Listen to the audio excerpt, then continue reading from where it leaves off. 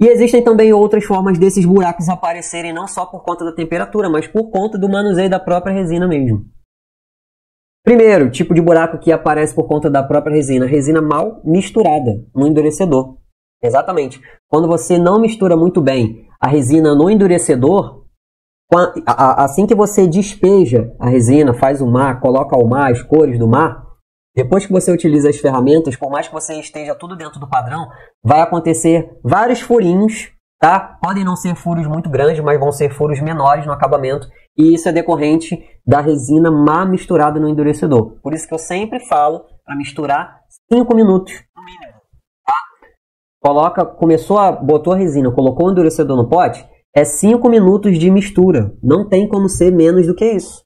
Tá? Se for menos do que isso, com certeza você vai ter algum desse problema de acabamento. Ou outro problema que você pode ter decorrente de buracos na resina. Tá? Na verdade, que ocasionam os buracos na resina. Que é quando você coloca pouca resina na tábua ou no quadro. Acontece muito com quem é pão duro. Quem não é pão duro, né? Eu sou muito pão duro.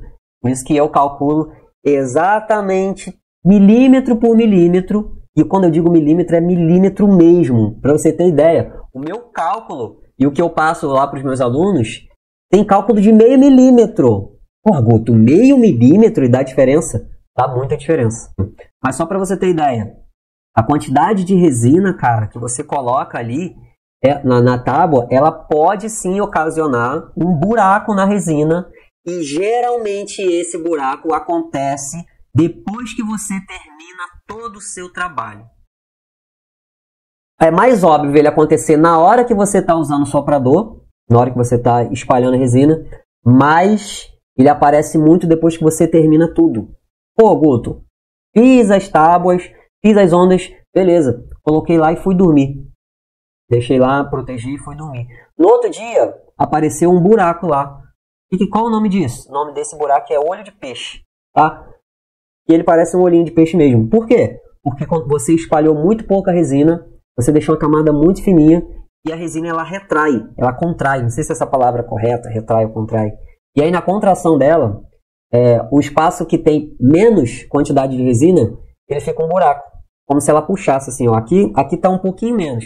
Aí ela puxa para os lados e forma um buraquinho ali no meio.